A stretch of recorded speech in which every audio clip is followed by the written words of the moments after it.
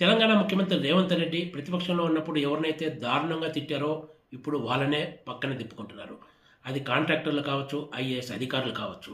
ఈ వ్యవహారం ఆయన కేబినెట్లోని కొంతమంది సహచరులకు, కాంగ్రెస్ నేతలకు ఏమాత్రం రుచించటం లేదని చెప్పొచ్చు. అయినా సరే అంతా గప్చుప్గా ముందుకు సాగుతున్నారు. రేవంత్ రెడ్డి ప్రతిపక్షంలో ఉన్నప్పుడు మెగా ఇంజనీరింగ్ కంపెనీపై చేసిన ఆరోపణలు అన్నీ ఇన్ని కావు.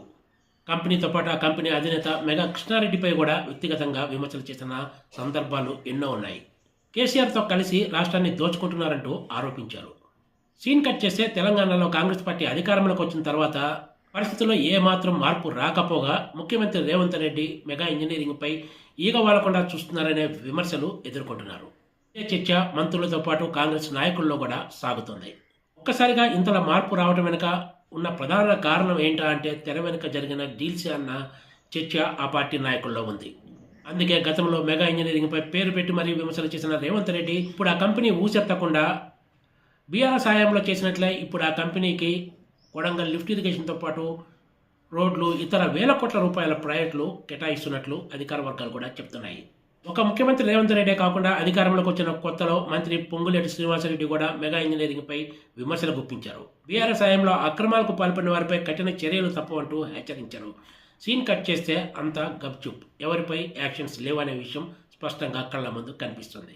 ఒక మాటలో చెప్పాలంటే ఇప్పుడు ఎవరు ఆ కంపెనీ పేరు ఎత్తడానికి కూడా సాహసించడం లేదు. గత శనివారం నాడు అసెంబ్లీలో నదీ జలాల అంశంపై చర్చ జరిగిన సందర్భంలో ఎంఐఎం శాసనసభాపక్ష నేత అక్బరుద్దీన్ ఓవైసీ బీఆర్ఎస్ 10 ఏళ్ల కాలంలో ఒక కుటుంబం, ఒక కంపెనీనే తెలంగాణలో భారీగా లాభపడ్డాయని, ఎలక్ట్రల్ బాండ్స్ ద్వారా కూడా ఈ కంపెనీ కొన్ని పార్టీలకు పెద్ద ఎత్తున విరాళాలు ఇచ్చిందంటూ అసెంబ్లీ సాక్షిగా ప్రకటించారు. ఈ మొత్తం వ్యవహారంపై విచారణ జరిపించాలని ఆయన డిమాండ్ చేశారు.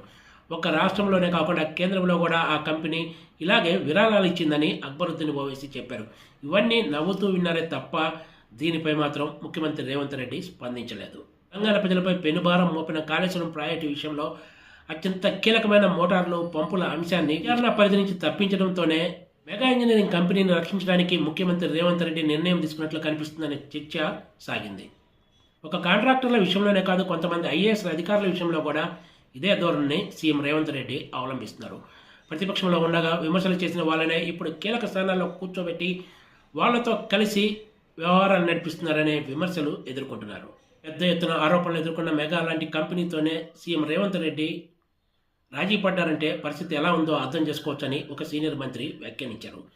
Please subscribe TGTV.